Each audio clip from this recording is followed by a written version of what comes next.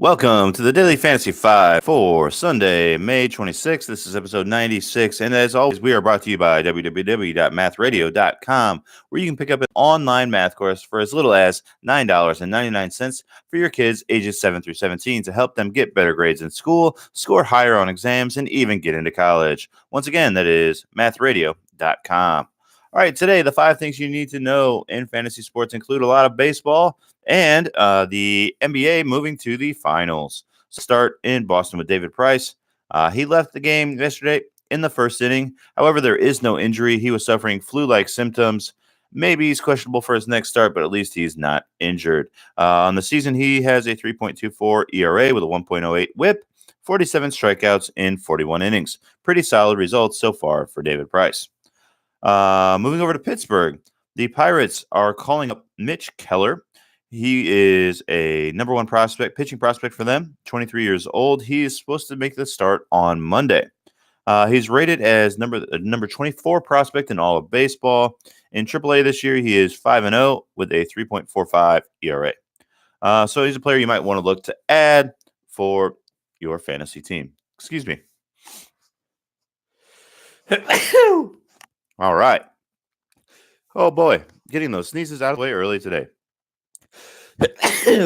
Yikes.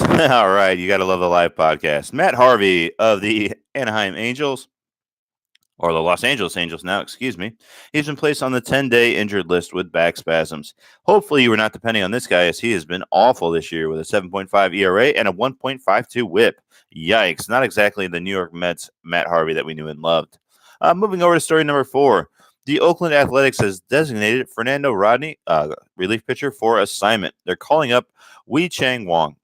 He has, I think, appeared in about 20 games for the Milwaukee Brewers. I don't expect him to have a fantasy impact, but I do think there is some value in picking up setup man Lou Trevino.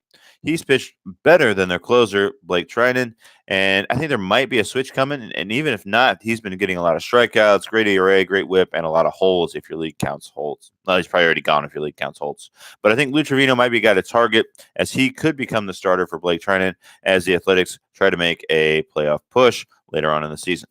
All right, so the NBA ended last night, and we kind of lost all of our bets. The Raptors are moving on. The Milwaukee Bucks are going home. I'm still shocked by this outcome. We lost our series wager, and we lost everything else. So we are back to even. Yuck for the NBA playoffs. We'll see if we can turn it around for the in the finals. The Warriors are the heavy favorite in the series at minus 285. Raptors are plus 230. Let's see. The series begins on Thursday at 9 o'clock. With Golden State Warriors being favored on the road by 1.5 at Toronto, the over-under of 215. I expect Toronto to win one of these first 2 games, I would think.